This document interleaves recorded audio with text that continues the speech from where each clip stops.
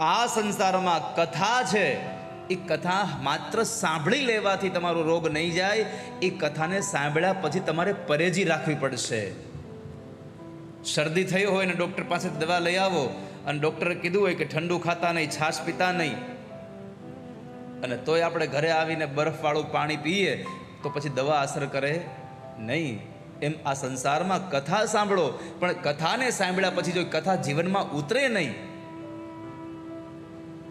પથાપથ્યનું ધ્યાન ન રહે, તો તમને દવા અસર ન કરે. નકર બરાબર માત્રામાં દવા લેતા હોય, બરાબર સમયે દવા લેતા હો છો,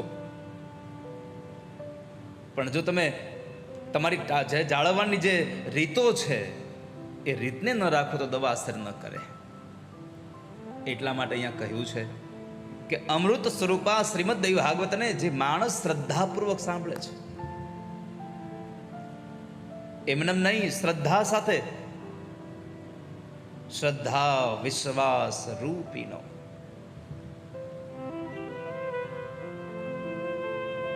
એક શ્રદ્ધા છે કે વિશ્વાસ છે. માં જગદંબા શ્રદ્ધા છે, ભગવાન શિવ એ વિશ્વાસ છે. તો શ્રદ્ધા અને વિશ્વાસ સાથે જો તમે ભગવાન આ ભગવતીની કથા સાંભળશો તો પુત્રહીન માણસ પુત્રવાન થાય છે, દરિદ્ર માણસ ધનવાન બને છે, રોગી માણસ નિરોગી બને છે. એ કેવલ આ ભાગવતની કથા સાંભળવાથી. શ્રુત્વા ભાગવતામૃતમ. આ ભાગવતને અમૃત કહ્યું છે, આને અમૃત કીધું છે.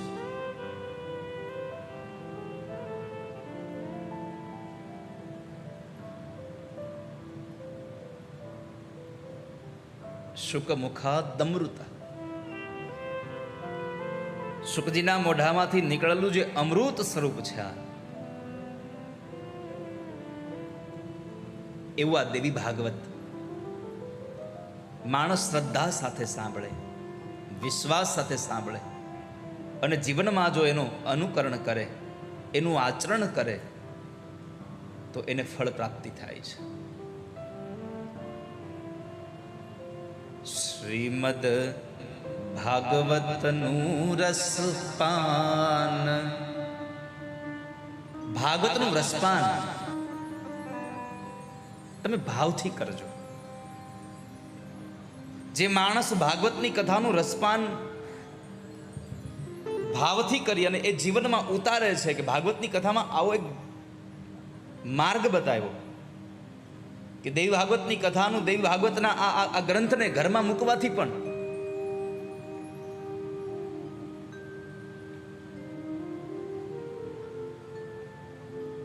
તમારું ઘર પવિત્ર બની જાય, તીર્થ બની જાય. શિવપુરાણમાં એમ કહ્યું છે કે જે માણસ ઓમ નમઃ શિવાય માત્ર નામ લે, એ માણસનું મોઢું મોઢું નથી રહેતું, એનું મુખ તીર્થ બની જાય છે. જેમાં ભગવાનનું નામ છે એ તીર્થ બની જાય છે. તો આ સ્વયં આ ગ્રંથ જો આપણા ઘરમાં બિરાજમાન થતો હોય અને ગ્રંથની જો તમે પૂજા કરતા હો તો શું ન મળે તમને? પૂજિતમ યદ્ગૃહે નિત્યમ શ્રી ભાગવત પુસ્તકમ તદ્ગૃહં તીર્થભૂતં હિ વસતાં પાપનાશનમ. જેના ઘરમાં દેવી ભાગવત ગ્રંથની પૂજા થઈ રહી છે, પૂજિતમ યદ્ગૃહે નિત્યમ, જેના ઘરની અંદર નિત્ય ભગવતી માં જગદંબાની ઉપાસના થઈ રહી છે, જેનું પૂજન થઈ રહ્યું છે, એવા ઘર ઘર નથી રહેતા, એ તીર્થ સમાન થઈ જાય છે. તદગૃહમ તીર્થભૂતમ હિ વસતામ પાપ નાશકમ. જે માણસના ઘરની અંદર, જે પરિવારમાં દેવી ભાગવતનો ગ્રંથ બિરાજમાન હોય અને રોજ એને જો અબિલ ગુલાલની પૂજા કરવામાં આવે, એને એક પુષ્પ દેવામાં આવે અને એના ધૂપબત્તી કરવામાં આવે તો એ ઘરના જેટલા પણ પાપ છે એ પાપને બાળવાનું સામર્થ્ય દેવી ભાગવત ગ્રંથમાં પડ્યું છે. માટે માણસ દેવી ભાગવતની પૂજા કરે, એ ગ્રંથનું સેવન કરે તો પુત્રવાન, ધનવાન, નિરોગી બને છે. અરે દેવી ભાગવતમાં કહ્યું છે કે જે સ્ત્રીને બાળક વારંવાર મૃત જન્મતું હોય, ગર્ભની અંદર રહેલા બાળકને 9 માસ કરતા વહેલા સમયમાં એ બાળક મૃત થઈને જન્મી જતું હોય, જેને આપણી ભાષામાં ગર્ભપાત કહીએ છીએ, વારંવાર જે સ્ત્રીને ગર્ભપાત થતો હોય, એવી સ્ત્રીઓ જો દેવી ભાગવતનું એ અનુષ્ઠાન કરે તો લખ્યું છે વંધ્યાવા કાક વંધ્યાવા મૃતવત્સાચયાંગમના. દેવી ભાગવતમ શ્રુત્વા લભેત પુત્રમ ચિરાયુષમ. જો લખ્યું વંધ્યાવા કાક વંધ્યાવા મૃતવત્સાચયાંગમના. વંધ્યા સ્ત્રી, એક સંતાન વાળી સ્ત્રી, અથવા તો જે સ્ત્રીને સંતાન થાય અને મૃત્યુ પામે, જે સંતાન થાય અને મૃત્યુ પામે, એવી કોઈ પણ સ્ત્રી દેવી ભાગવતનું અનુષ્ઠાન કરે, માં જગદંબાની પાસે બેસી અને એના ગુણાનું વાદને ગાય,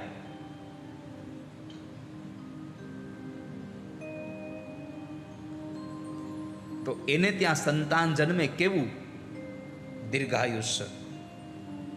દેવી ભાગવતમ શ્રુત્વા લભેત પુત્રમ ચિરાયુષમ.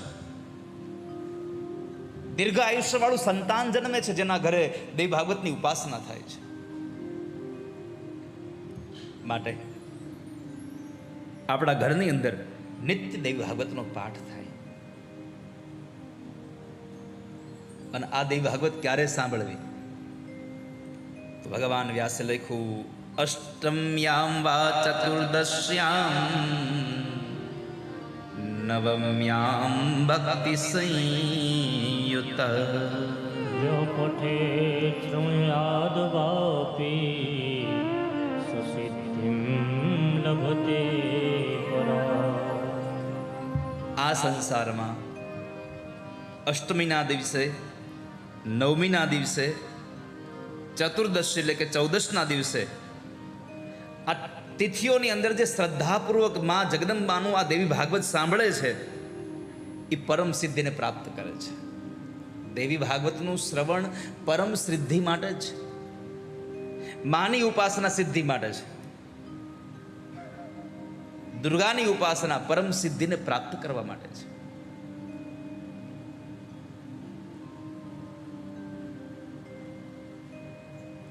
તો આ દેવી ભાગવતનું શ્રવણ કરે કોઈ, આ શ્રીમદ દેવી ભાગવતનું પઠન કરે કોઈ,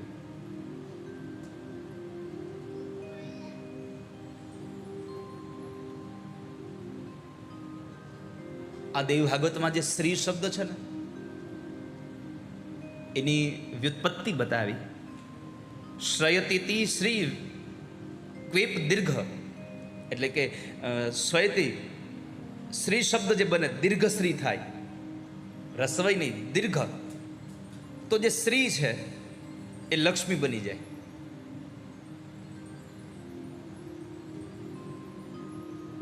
સંપત્તિ શ્રીશ્ચ લક્ષ્મીશ્ચ વિપત્યામ વિપતા પદૌ. અમરકોશમાં બહુ બધા અર્થો આપ્યા છે ને, એમાંનો એક સંપત્તિ શ્રીશ્ચ લક્ષ્મીશ્ચ વિપત્યામ વિપદા પદો. દેવી ભાગવતમાં જે શ્રીમદ દેવી ભાગવત લખીએ છીએ ને, હા જો આ રહ્યું અહીંયા શ્રીમદ દેવી ભાગવત લખ્યું છે, સ્ત્રી છે ને એ શ્રી દેવી ભાગવતમાં જો વાપરવામાં આવે તો એ સાક્ષાત લક્ષ્મીનો શ્રી છે. શ્રી એટલે વિદ્યા સરસ્વતી, શ્રી એટલે વિપત્તિ હરનારી મહાકાલી.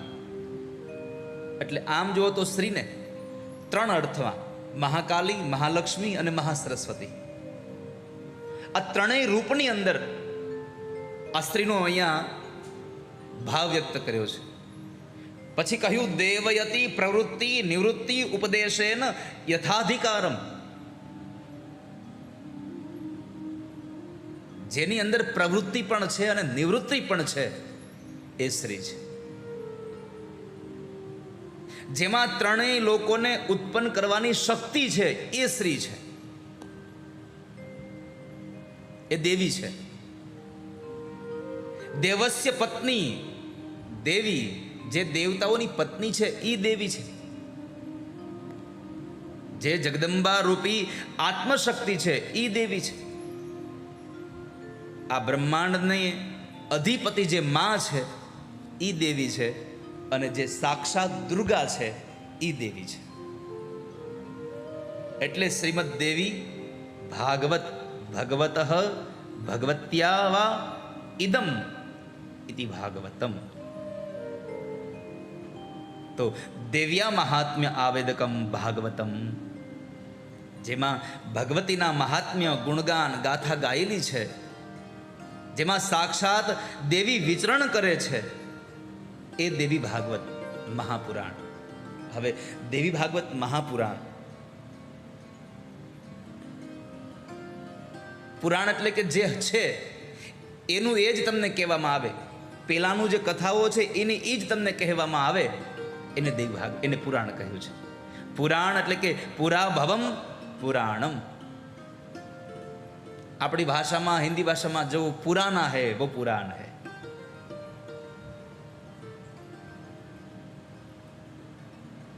તો માતાજીની બનેલી પ્રત્યેક ઘટનાઓ જે છે એ કહેવા માટે થઈને જે ગ્રંથ છે એ પુરાણ છે.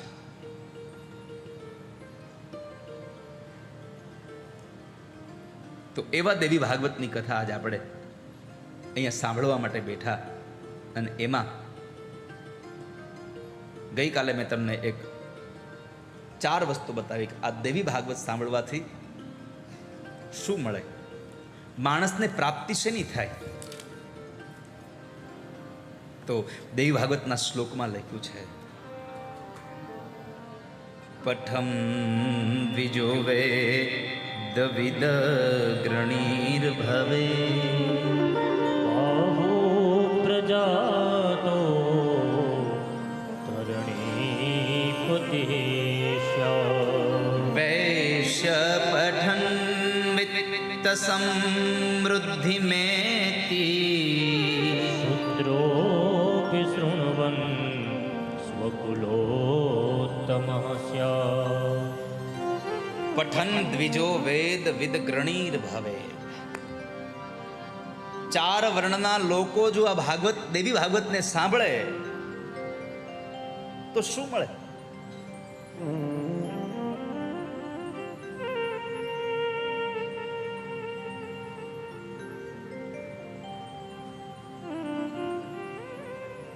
જે માણસ જ્ઞાનની પ્રાપ્તિ કરવા ઈચ્છતો હોય, જે માણસ વેદને ભણવા ચાહતો હોય, બ્રાહ્મણના સંતાનો માટે બહુ મોટી અહીંયા દિશા બતાવી દીધી કે જે પણ બાળક પોતે વેદનો અધ્યયન કરવા ઈચ્છે છે અને એ વેદના અધ્યયન કરનારો બાળક જો દેવી ભાગવતનું અનુષ્ઠાન કરે તો વેદ વેતાઓમાં અગ્રગણ્ય બને છે.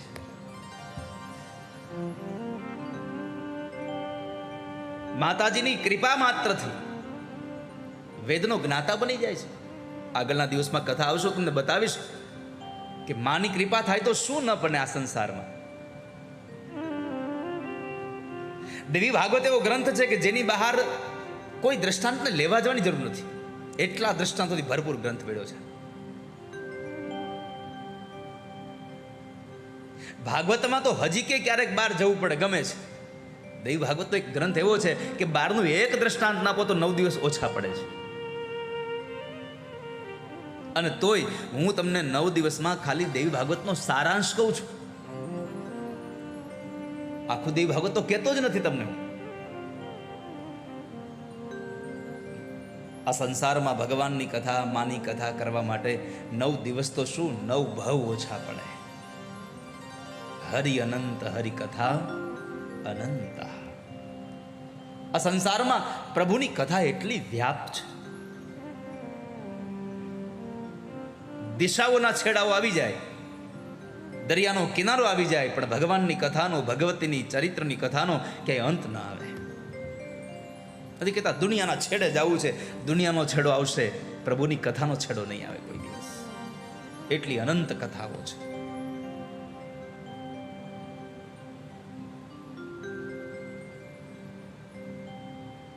હરિ અનંત હરિ કથા અનંતા કહી સુની. આ સંસારમાં ભગવાનની જે કથા છે,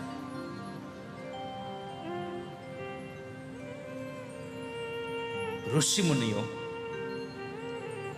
અરે સ્વયં દેવતાઓ ભગવાનની કથા સાંભળે. માં પાર્વતી ભગવાન શિવના મોઢેથી કથા સાંભળે. આ સંસારના સૌથી મોટા વક્તા હોય તો ભગવાન મહાદેવ છે. પ્રભુ શિવ મોટા વક્તા છે. તો મૂળ વાત, 4 વર્ણમાં બ્રાહ્મણ જો દેવી ભાગવતની કથા સાંભળીને માં જગદંબાનું અનુષ્ઠાન કરે તો એ બ્રાહ્મણ વેદમાં અગ્રગણ્ય બને છે. બાહુ પ્રજાતો ધરણી પતિસ્યાત. બાહુ પ્રજાતો જે ક્ષત્રિય છે, એ ક્ષત્રિય જો માની ઉપાસના કરે, શક્તિનું આરાધન કરે, તો એક ક્ષત્રિય રાજા બને છે.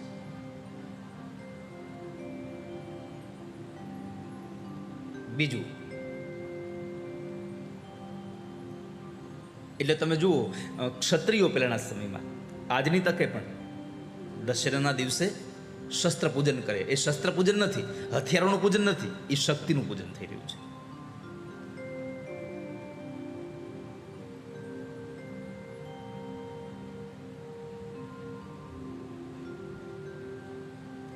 વૈશ્ય જો માની ઉપાસના કરે ધનવાન બને છે.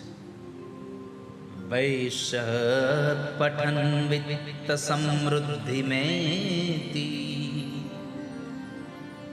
વૈશ્ય જો ઉપાસના કરે તો સમૃદ્ધિવાન બને, ધનવાન બને છે. અને શુદ્ર જો માની ઉપાસના કરે તો પોતાના કુળ કુટુંબની અંદર શ્રેષ્ઠતાને પ્રાપ્ત કરે છે. ક્યારેક ક્યારેક જુઓ તમે, આપણી નજરની અંદર જે જ્ઞાતિ, આપણે જે બધા વિભાગો કર્યા છે, અમુક જ્ઞાતિ એટલે એ નાના કહેવાય, આપણે એવું કહેતા હોઈએ, જેને આપણે એક અલગ નજરથી જોતા હોઈએ. ક્યારેક એ માણસ ઉપર પણ જ્યારે ભગવાનની કે ભગવતની કૃપા થઈ જાય તો ઉચ્ચ જ્ઞાતિના માણસ સામે પણ એ ઊંચો હોય છે. એના ઉપર કેવલ પ્રભુની કૃપા છે. અને આ સંસારમાં અનુગ્રહ વગર કશું પ્રાપ્ત નથી થવાનું. આ યાદ રાખજો. પરમાત્માનો અનુગ્રહ જ્યાં સુધી તમને નહીં મળે, પરમાત્માની કૃપા દ્રષ્ટિ તમને નહીં મળે, ત્યાં સુધી તમને ક્યારેય કશું પ્રાપ્ત નથી થવાનું. તમે ગમે તેટલા સંકલ્પ કરો, ગમે તેટલા પુરુષાર્થ કરો, પણ જ્યાં સુધી પ્રભુની કૃપા નહીં પ્રાપ્ત થાય ત્યાં સુધી તમને કશું પ્રાપ્ત નહીં થાય.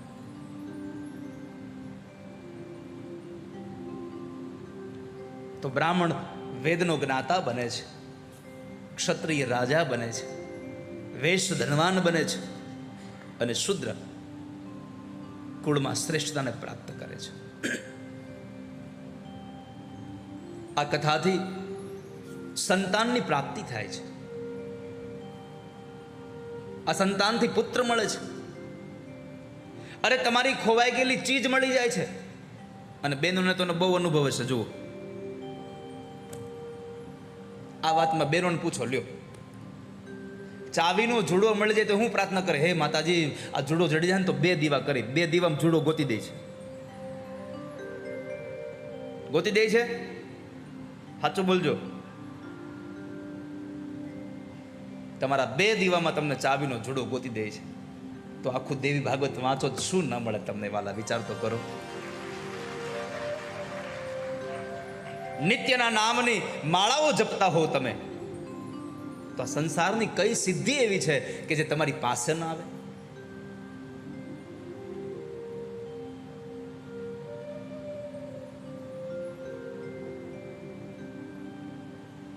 શૌનકો અને સૂતજી વચ્ચે જ્યારે સંવાદ થતો હતો, શૌનકો પ્રશ્ન કરે છે, બાપજી તમે એમ કીધું અપુત્રો પુત્રમ ભવે, જેને સંતાન નથી થતું એ સંતાનને પ્રાપ્તિ કરે, પુત્રને મેળવે છે. આવી કોઈ ઘટના ખરી? તમે કીધું કે ખોવાઈ ગયેલી વસ્તુ પાછી મળી જાય છે એની ઉપાસના કરવાથી. આવી કોઈ ઘટના ખરી કે કોઈનું કંઈ ખોવાઈ ગયું હોય અને કંઈ પાછું મળ્યું હોય? કેમ કે આપણે તો બધાય શંકાના દોરમાં જીવવાવાળા માણસો છીએ, સાબિતીના યુગમાં જીવવાવાળા માણસો છીએ. સાબિતી આપો તો માની જાય, બાકી કાંઈ એમને ભરોસો ના આવે. અમને સાબિતી આપો.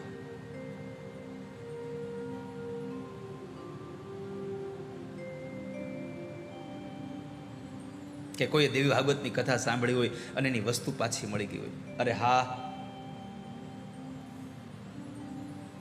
વસુદેવો મહાભાગ કથમ પુત્રમવાપ્તવાન. પ્રસેન પુત્ર કૃષ્ણેન ભ્રમતાન્વેષિત કથમ. બાપજી, કોઈ વસ્તુ ખોવાઈ ગઈ હોય અને પ્રાપ્ત થઈ ગઈ હોય. અરે હા, વસુદેવને કૃષ્ણ મળ્યા દેવ ભાગવતની કથા સાંભળવાથી. કાન ચમકા શોનકોના, બાપજી સાંભળો સાંભળો, વસુદેવને કૃષ્ણ મળ્યા. હા, યહી તો બાત હૈ. વસુદેવજીને કૃષ્ણની પ્રાપ્તિ દેવી ભાગવતના અનુષ્ઠાનથી, માં અંબાના યજ્ઞથી થઈ છે.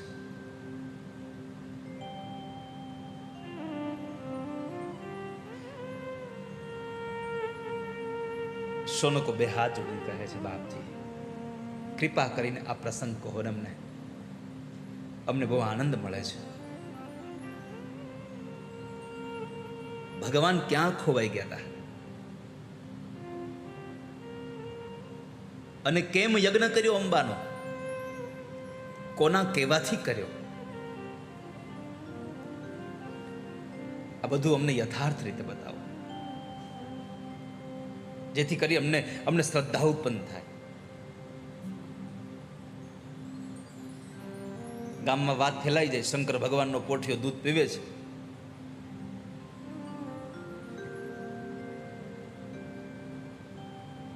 અને આખું ગામ ને ઉમટી પડે.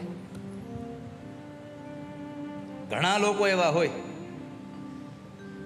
આ ખોટું છે. ઈ માણસ ત્યાં કુતૂહલ જોવા જાય, જ્યાં ત્યાં પહોંચે ત્યાં સુધી માનતો ન હોય કે શંકર ભગવાનનો પોઠિયો દૂધ પીવે છે. પણ ત્યાં જાય અને કોઈકના હાથમાં રહેલા પાત્રમાંથી એ પોઠિયો દૂધ પી જતો હોય, આવું કંઈક ઘટના ઘટતી હોય તો તરત માને, કેમ કે ચમત્કાર જોયો. એને જોયા વગર ઈ માને નહીં ક્યારે. એમ અહીંયા આ કથાનું પણ આવું જ છે. તમને ત્યાં સુધી આમાં શ્રદ્ધા નહીં બેસે કે જ્યાં સુધી તમને કોઈ એવો પ્રસંગ નહીં મળે.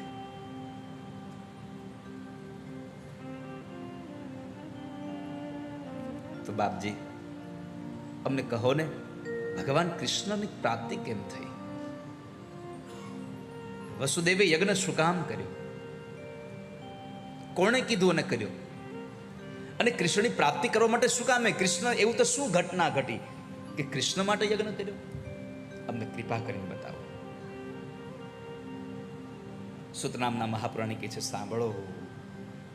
સત્રાજીત ભોજવંશીયો દ્વારવત્યામ સુખમ વસન. સૂર્યસ્યારાધને યુક્તો